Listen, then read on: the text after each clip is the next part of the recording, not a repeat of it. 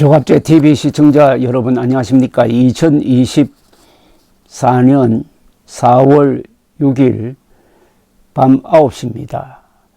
의료보험제도가 어떻게 만들어졌느냐에 대해서 제가 좀 다시 알아보기 위해서 오늘 이 책을 읽었습니다.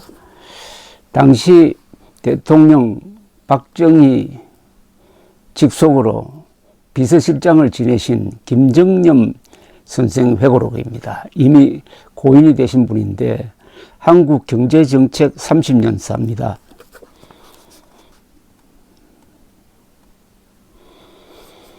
이분이 의료보험제도 도입에 아주 핵심적인 역할을 했습니다. 당시 보사부 장관은 신년학 선생인데 나중에 국무총리를 지내신 분이죠.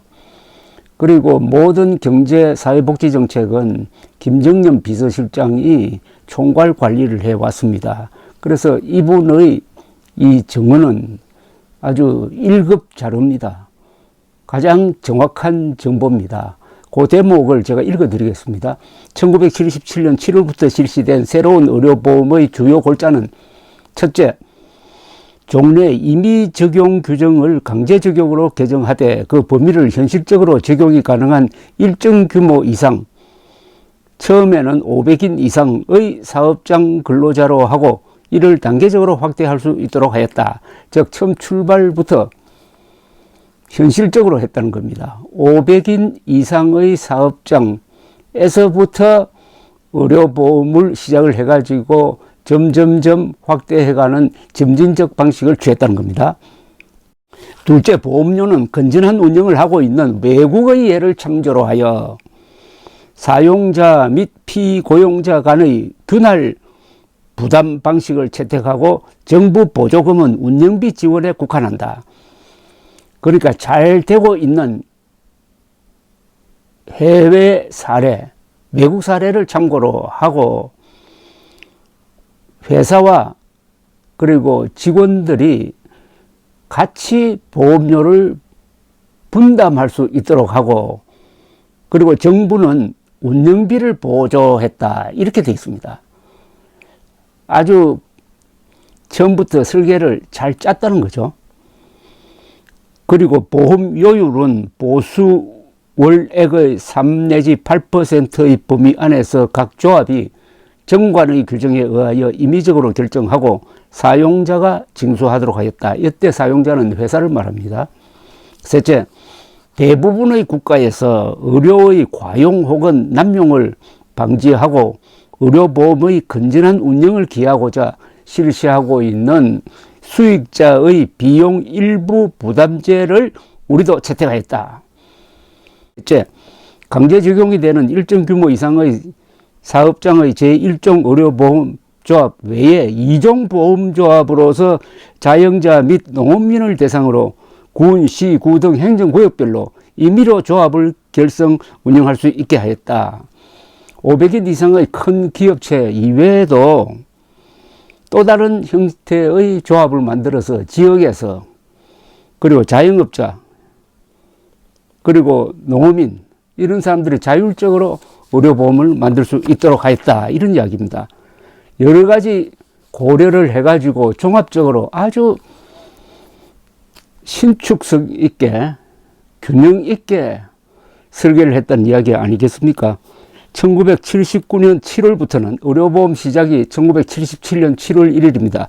2년 뒤부터는 300인 이상, 그리고 1981년 1월부터는 100인 이상, 1983년부터는 16인 이상의 사업장 근로자까지 의료보험을 강제 적용하도록 함으로써 점진적으로 확대해 갔다는 겁니다. 그래서 나중에 가면은 전 국민 이제 의료보험이 되는 데는 시간이 걸렸습니다. 이렇게 점진적으로 해 갔던 겁니다.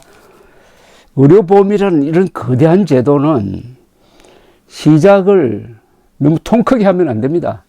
그러니까 현실에 맞게 당시의 경제 사정에 맞게 해가지고 이것을 점점점 키워갔다는 겁니다. 그리고 국가 재정이 파탄나지 않도록 절묘하게 그 부담을 회사 그리고 직원, 정부 이런 식으로 나눠 가졌다는 겁니다. 그렇게 키워온 대한민국의 의료보험과 연동되어 가지고 한국의 병원, 의원이 급성장한 거죠. 이렇게 해서 거대한 K의료라는 거대한 제도가 만들어졌습니다. 그 효율성이라든지 죽을 사람을 살려내는 비율이라든지 환자가 부담하는 값이 싸다든지 모든 점에서 세계 최고입니다. 이것은 바로 박정희 대통령의 리더십의 모습입니다. 박정희 대통령은 겉으로 보면 아주 군인 정신이 투철한 사람처럼 딱딱하고 경직되어 있는 것 같지만은 그 안에 그분의 인품이라든지 이 사고방식은 그렇게 유연할 수가 없었습니다.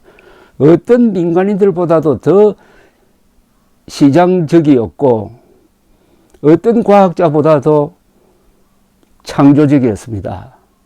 이런 분이 만든 한국의 의료보험이 지금 위기에 직면해 가지고 있습니다. 그 위기의 본질은 뭐냐? 윤석열 대통령의 오만, 불통, 무능입니다. 단순 무식한 방식으로 2,000명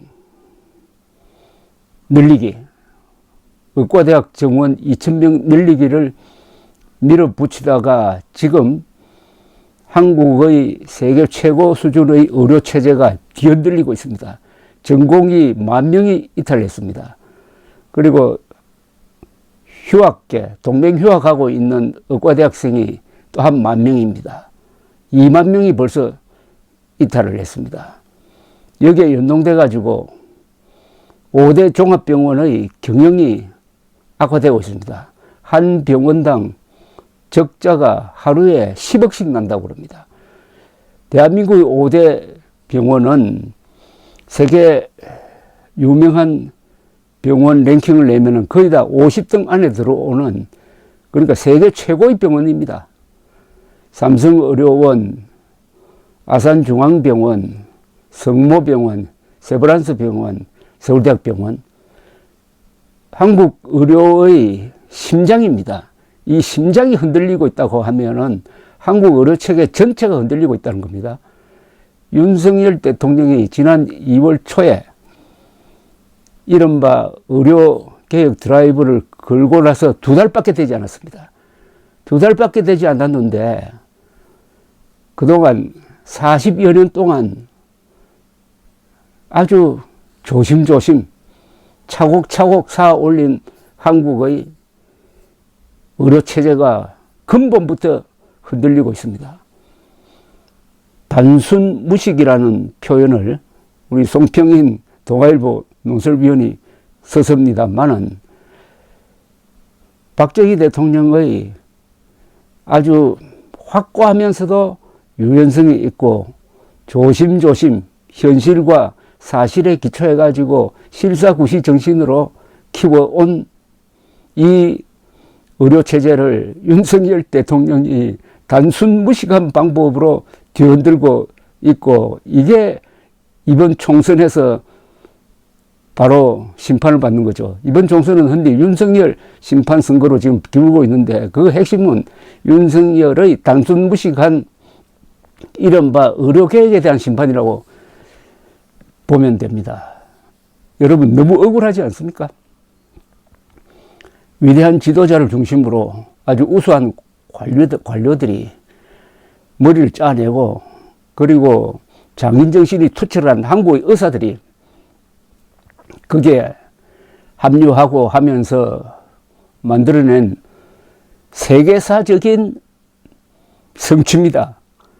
문명 건설입니다. 이걸 단순 무식하게 무너뜨리는 사람이 국민의 힘이라고 해가지고 무조건 박수를 보내는, 그리하여 윤석열, 한동훈, 국민의힘 박수부대로 돌변한 팬클럽 보수가 한 덩어리로 이번 총선에서 심판을 받을 것입니다.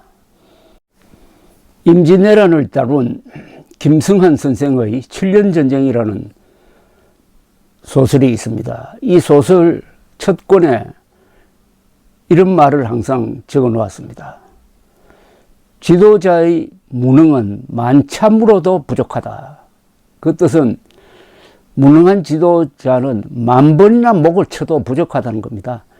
지도자 한 사람의 무능으로 해가지고 백성과 국민이 도탄에 빠지고 죽고 다치고 한다면은 그 책임을 지도자에게 물어야 되는데 만 번 목을 쳐도 부족하다는 겁니다.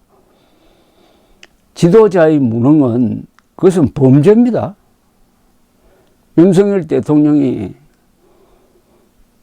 무능한 지도자 이미 이번에 의료개혁을 통해서 들통이 난 셈인데 이틀 전에 윤석열 대통령과 담판을 하고 나온 정공희 대표가 그 직후에 페이스북에 한 줄을 올렸습니다. 대한민국 의료의 미래는 없다. 대한민국 의료의 미래는 없다. 왜 그런 걸 썼을까요? 여러분, 대통령을 만나자마자 나오고 나서 페이스북에 대한민국 의료의 미래는 없다고 왜 썼을까요? 윤석열 대통령 쪽에서는 뭐 좋은 대화가 있었던 것처럼 정문 문제도 신축성 있게 이야기할 수 있는 것처럼 했는데 왜 한국 의료의 미래는 없다고 했을까요? 혹시 윤석열 대통령과 대화하면서 절벽 같은 느낌을 받은 때문일까요? 흔히 바깥에서 이야기하듯이 1시간 이야기하면 혼자서 59분 이야기한다는 그런 절망감을 느낀 걸까요? 아니면은 일방적으로 2,000명 정원안에 대해서 고집을 부리는 말을 해가지고 대화가 안 되겠다. 이 이상의 소통은 불가능하구나 하는 그런 생각을 한 걸까요? 박정희 대통령이 1977년 그러니까 47년 전입니다. 47년 전입니다. 그 어려운 조건에서 조심조심 시작해가지고 하나씩 차곡차곡 쌓아 올린 금자탑, K의료라는 금자탑이 그 집안부터 흔들리고 있습니다. 국민들이 구경만 해야 됩니까? 일단 이번 총선은 그런 윤석열 대통령의 지도력에 대한 평가가 될 것입니다. 감사합니다.